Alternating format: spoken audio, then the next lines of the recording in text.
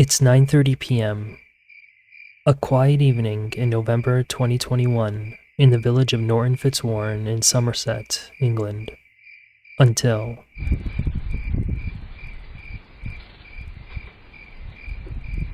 a man is seen on CCTV climbing the backyard fence of a home. Inside the home are a couple who are resting in the living room as their children are sleeping upstairs. A cat is seen scurrying away, suggesting something terrible has just happened. Minutes later, the man emerges, climbs back over the fence, and walks away. Later that night, police would find 33-year-old Jennifer Chapple and her husband, 36-year-old Stephen Chapple, dead. Jennifer was lying on the sofa, and Stephen was found on the floor near the back door. Each suffered multiple stab wounds. The puzzling thing about the crime is that everyone in the neighborhood were friendly with each other. This neighborhood was tight in multiple senses of the word, the closeness of friendship, and the closeness of physical proximity, considering its size. It is the latter that would prove deadly. The following is a recounting of the Chapple couple's final days.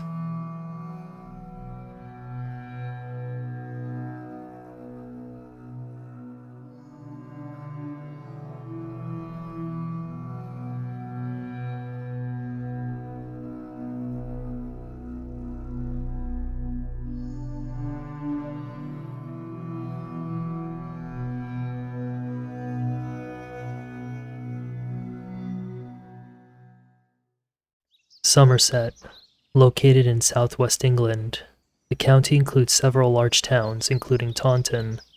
2 miles northwest of Taunton is the village of Norton Fitzwarren, with a population of roughly 3,000. And in the village is a residential development on Dragon Rise Street, completed around 2016. Crime is rare in this area. When this story happened, it became a sensation, so much so the crime is listed under the history section of the Wikipedia page for the village. It is on this street of Dragon Rise that our story takes us. Stephen Chapple was born around 1985 and was an information technology teacher at West Somerset College, a local school. He had at least 2 sisters, Kaya and Marie Chapple, who described him as funny, intelligent, thoughtful, and the most caring person, as he always wanted to protect his bigger sisters. Quote, "The little brother who would always make me smile when I needed it most," Mary would say about Stephen. "The person who everyone loved because he would never do anything to upset anyone," she added. He wasn't just caring to family, but to friends and students as well. He had been described in social media posts as a great teacher. In fact, the head teacher of West Somerset College, according to the Daily Mail, referred to Stephen as, quote, "a fantastic colleague, a brilliant teacher that cared deeply about the students in his care." He led innovations in the use of technology across the school as well as within his own teaching. Jennifer Chapple, who was born around 1988, was a customer service advisor in the coffee shop of the Otter Garden Centers. According to her LinkedIn page, she was enrolled at the Open University with an expected graduation of 2025. It is listed that she was studying English language and literature. Her mother, Anne Clayton, described her as a, quote, "vibrant, caring, and a beautiful light in this world." She was described by neighbors and work colleagues as well-loved, friendly, and always smiling. The couple was described as the most wonderful parents, showering love on their friends, family, and their 2 boys. The Chapples had only recently moved into the Dragon Rise neighborhood. The neighborhood was a relatively new and compact residential unit of properties, with a lot of residents being relatively young first-time homebuyers, according to media citing neighbors. The house the Chapples owned was worth around £250,000, which is roughly $320,000 US today. Residing next to the Chapples were the Reeves, a family made up of Colin, his wife Kaylee, and 2 children. The Reeves were friendly with the Chapples as they moved into their new home, greeting each other when they crossed paths. In this compact residential housing space, everyone kind of knew each other.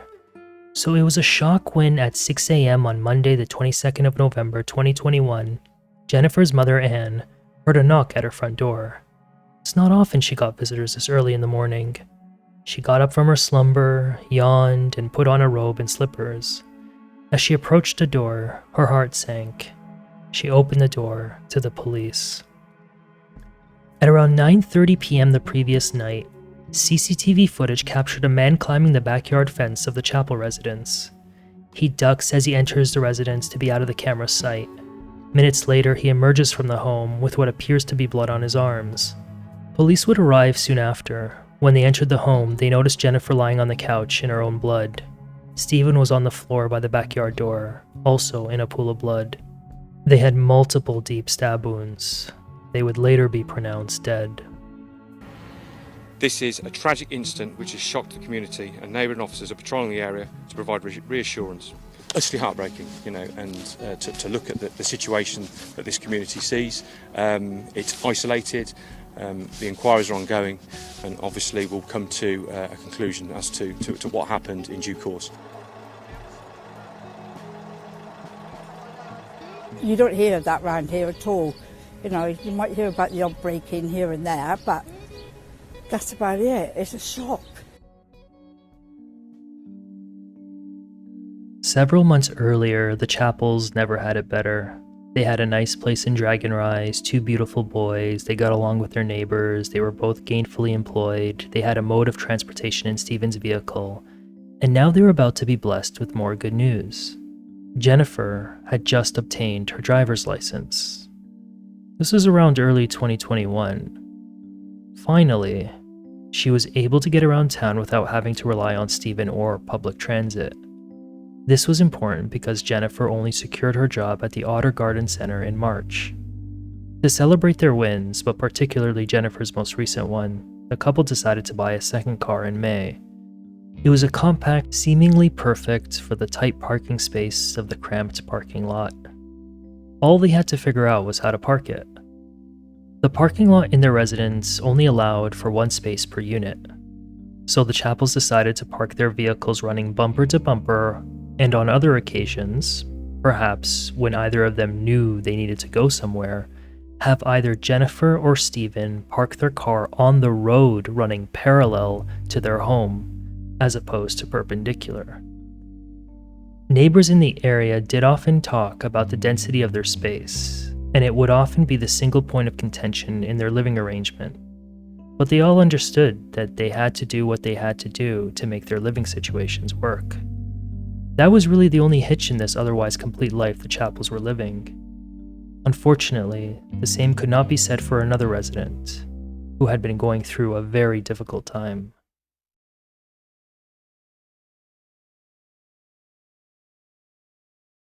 I was stabbed. Right, when's Neighbour's that? husband and the mother. Have you got any injuries? Whereabouts have you been stabbed? No, not me, the neighbours. The neighbour's been stabbed. By who? By me. By you? Yes. How bad are the injuries? They've both been stabbed a couple Right, of times. Are you in your house on your own? No, I'm with my wife, my children in bed. Alright, okay. Alright, tell me exactly what's happened. Tell me exactly what's happened. Take a deep breath. I went round Yeah. with a knife Okay. and I've stabbed both of them. Alright, how many times? I don't know, a couple of times each, not 2 or 3 times each maybe. Okay. Are they still conscious and breathing? I don't think so, no. Okay. What kind of knife did you use? It was a dagger. What happened when you left? What was their situation when you left? They were both, he was lying on the floor, she was lying on the sofa. Right, okay. And were they awake? Were they... No, I think they were sort of drifting. You just heard 34-year-old Colin Reeves. About an hour earlier, he had been sitting on the stairs of his home, rocking back and forth, crying into his hands. The former Army commando turned truck driver had complained to his wife about being, quote, agitated and stressed since returning from his tour in Afghanistan, where he served between 2008 and 2009. He was previously deployed in the engineering corps at Camp Bastion in the war-torn country, and had also been deployed to several other places around the world before he left the service in 2017. He complained of suffering from post-traumatic stress disorder from combat. It is reported that his character changed when he returned from overseas. It was roughly 9 p.m. on Sunday, November 21, 2021. He had just returned with his children from an event in Taunton, wherein the Christmas lights would be turned on for the holidays. Sometime after putting his kids to bed, he slowly lowered himself on the top step of the staircase. He was sobbing. He was in a dark place.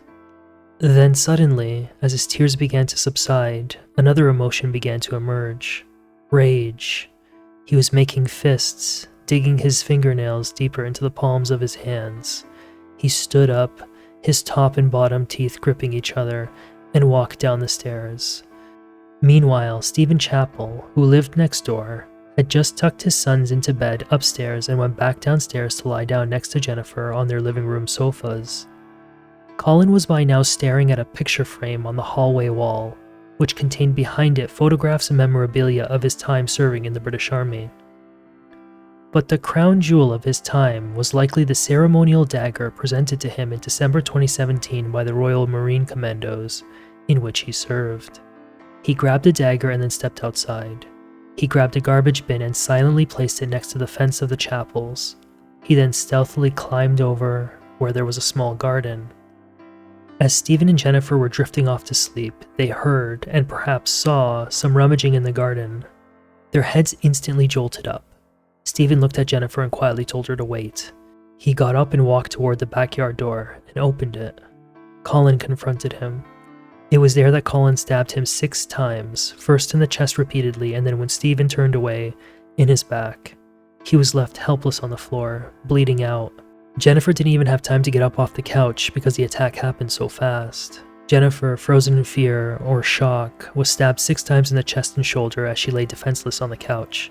At least one of the knife attacks hit a major blood vessel and her heart. As he was attacking Jennifer, Colin can be heard on camera saying, "Die, you effers, die," as Jennifer let out screams of agony, though you can't hear it as it appears to be muted on CCTV. Colin's wife Kaylee heard the screaming and ran downstairs, where she saw the ceremonial dagger was missing from the frame. She knew Colin had snapped. Colin then exited the property, arms bloodied, and walked to his home. That's when he made the 999 call. The Chapel's 5 and 6-year-old boys were sleeping upstairs as the attack unfolded. It's unclear whether or not they were awakened by the attack, as neighbors reported hearing screams. While the children were unhurt, they were reportedly in distress when police arrived.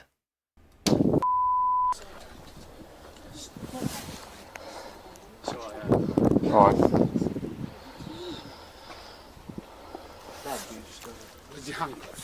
Put your hands up. Not me, mate, him. You? Go in the house then. Right, put your hands up.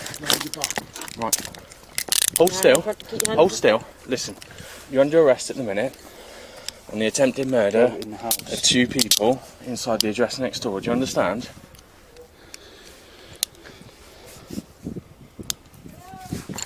Okay. Let's walk over here a minute, out the way. Can you guys just... Alright, that's fine. We'll sort it. What's your first name? Colin. Colin arrived at the police station in a bit of a daze. During questioning, he appeared to be answering questions in a state of confusion, as if he was suffering from the PTSD he complained of. And that's exactly what he would tell police. Just doing my job.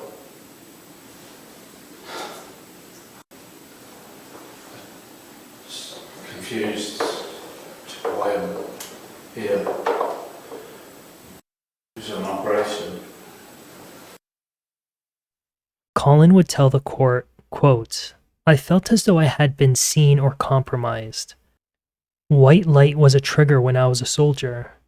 When a light goes on or somebody sets off a flare, when that white light goes up, something is going to happen. I had a feeling like it was me or them." Colin would basically tell police that the security light of the chapels would trigger war zone flashbacks from his time in Afghanistan. But then Colin would go silent During interrogation, Firstly, I just need to ask you, when you were arrested and brought into custody, when you were being assessed in the custody unit here, you said to the I think it was a custody nurse, "I shouldn't have done it, I've ruined their lives and mine." Can I just confirm, did you say that? No comment. And what did you mean by that? No comment. Okay, Colin, in as much detail as possible, tell me what happened yesterday in Dragon Rise that led to the deaths of Jennifer and Stephen Chapple. No comment. Explain to me exactly what happened inside Dragon Rise.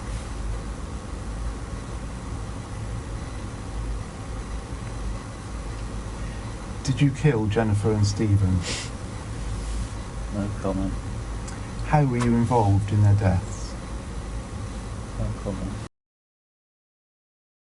when Colin got home from the Christmas lights event and after he tucked his daughters into bed, he made his way to the master bedroom to talk to his wife about their situation. You see, over the past several months, their relationship had taken a downward turn. They were constantly fighting, which was leading quickly toward a divorce scenario. Colin may have needed support at this moment, his wife would later say, but she couldn't take it anymore. "I want a 2-week trial separation," she would tell him the night of the murders. Colin, who felt like he'd been punched in the gut, tried to reconcile with her, but was rebuffed. He instantly began sobbing. Colin had been going through some depressive episodes, but he didn't think it would amount to this. His depression grew worse. Truck driving is a remarkably lonely job, long hours on the road by yourself. This life, coming off a tour in Afghanistan, had him drinking heavily and often. He contemplated ending his own life. "He's got mental problems. He told me his head's not in the right place," Kaylee would say, adding she blamed herself for not listening to Colin when he wanted to talk. "I wish I listened to him. He's in a bad way. I pushed him away when he needed me the most," she would add. But what did the Chapples have to do with this? Well, neighbors would say that police were called over about parking disputes in the tight lot space. Quote, "Police have been out there on at least 3 occasions because of parking. It's utterly ridiculous," said one resident. Another resident noted that, quote, "Everyone has an issue with parking around here. Some people have multiple cars. There isn't space for, and it has caused a lot of upset." In fact, it was often the case that neighbors would, perhaps inadvertently, block each other from moving their cars because the space was so tight. That kind of came with the territory. In other words, you knew what you were signing up for when you moved in. Or at least, you should have. This was no different for the Reeves and the Chapples. The degeneration of their relationship really started to escalate in the way the Chapples, particularly Jennifer, parked their cars. The way the Chapples parked meant there were times when they went bumper to bumper, which did not allow for the other to use their own vehicle. So one would often use the road running parallel to the home, which was legal. Colin, however, thought the road parking was making it difficult for him to enter and exit his own space. First, Colin's complaint would amount to a civil conversation, but Jennifer knew she was in the right, so she explained it to him that way. Colin didn't like it. Quote, "It was bugging him for months. He just let it go by," Kaylee would say in a taped interview played in court. But it got to the point where he was finding it difficult to get in and out of his allocated parking space. So he just told them one day, "Look, you can't park there. You're making it difficult for me." Kaylee would add, quote, "Her husband had already smashed into Colin's car," referring to Stephen. Colin would get petty. He would move bins to block spaces and even his own car to cause a disturbance. The altercation between the families got so bad that Colin's wife Kaylee and Jennifer were anxious about bumping into each other when they dropped or picked up their kids from school. Then the altercation got verbal. Yeah, we can't reverse from here when the car's here all the time. thought about that. We've only got one parking space. Eh? It's not. Well, Police were told that Colin had tried to intimidate and frighten Stephen, but more so Jennifer. He started to hate Jennifer with a raging passion.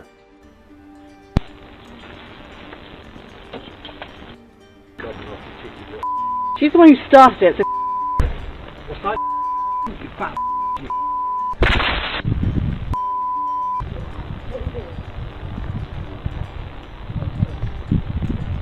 Things got much worse after Colin's car was allegedly hit by the Chapples. Both Colin and Jennifer were at each other's necks whenever they saw each other. One neighbor claimed that they were both to blame for the dispute. It would appear that a combination of anger over a petty parking dispute and lights simulating a war scenario pushed Colin over the edge. Except only one of those were true. It turned out that Colin was never actually on the front lines of the war, so any claim of PTSD driving him to commit the unthinkable would be diminished.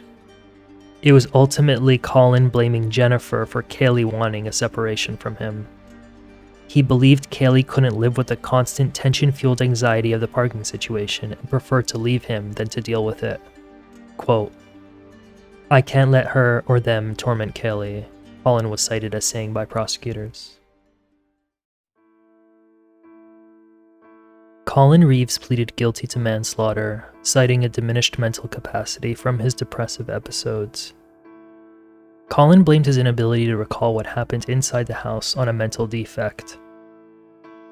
But psychiatrists hired by both the prosecution and the defense disagreed, saying instead that his forgetfulness was the result of the stress from killing the Chapples.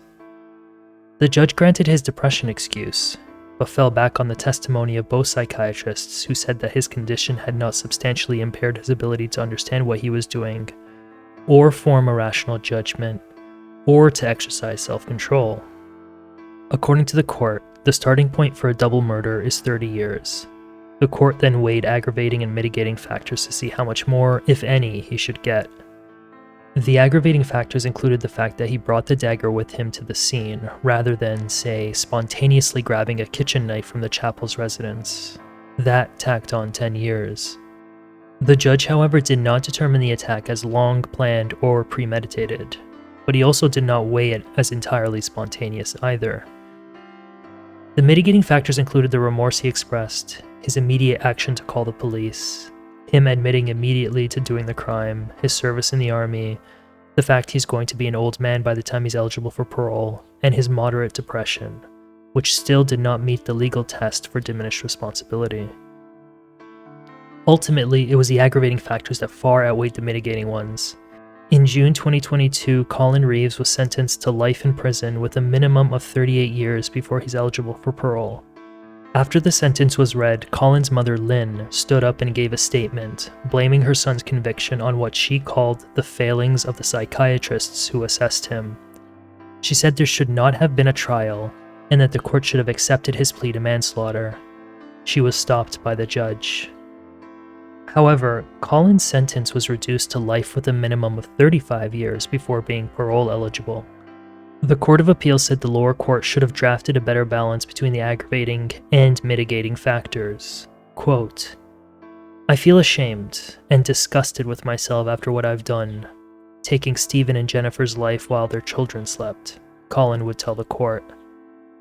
"I can't imagine the pain and suffering for their families and friends and their 2 boys, knowing they can never see their mum and dad again because of me." Can I first off say that throughout this investigation, the thoughts of myself as a senior investigating officer and that of my team have primarily been with the families of Stephen and Jennifer throughout this difficult investigation. I've been asked today, following the guilty verdict, to read a statement on their behalf. No verdict will bring back our beautiful Jennifer and Stephen. If anything, this past 10 days have prolonged us finding out how Jennifer and Stephen spent their final moments. The support of our family and friends has been what got us through the past 7 months. The support we received from Jennifer and Stephen's friends shows how loved that they both were. We now ask that we are left to process this in our own way, to be able to grieve properly and move forward as best we can. We will now focus on Stephen and Jennifer's beautiful boys, helping them to live the life that Jennifer and Stephen would have wanted for them. In a report to the Military of Defense, Coroner Samantha Marsh urged the military to stop awarding the ceremonial daggers used to kill the Chapples because they could be used as weapons against the population. Quote, "Please reconsider the appropriateness of providing anyone leaving the British Army, regardless of rank or status, with what is, to all intents and purposes, a deadly weapon." She added, "Such presentation/gifting has essentially put a deadly weapon in the community, and I'm not persuaded that this is appropriate." Now, some people may think, okay, this is a knife, basically. Like a dagger, a knife, you could probably do the same damage with a knife. I don't know why this is, this was something of a contentious point, but if anyone knows, please do let us know. On the urban planning front, critics in England have complained about the country's policies and rules, suggesting that the state is insisting on tiny builds on tiny properties that are making it difficult for people to live their lives. Only days after the Chappell's murder, a blog post by the large global think tank, the Adam Smith Institute, said the following, quote, "The planning system currently insists upon 30 or more dwellings per hectare of land. We already produce the smallest new builds in Europe at something like 75 or 76 square meters each. Even at that shoebox level, there's not enough room for how people actually live their lives. This parking being only part of that." Another critic suggested that the restrictions on how high a housing build can be is limiting opportunities for possible underground parking constructions.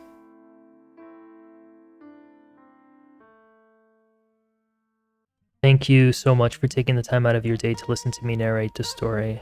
This story was constructed out of secondary and primary sources, including court records. Special nod to the reporters who get the stories first, and to you guys for engaging in the subject matter. If you liked the video, consider liking it. In the meantime, be safe, try de-escalating situations, invite your neighbors to tea and crumpets, feed the poor and the wildlife, and of course, don't be Colin Reeves.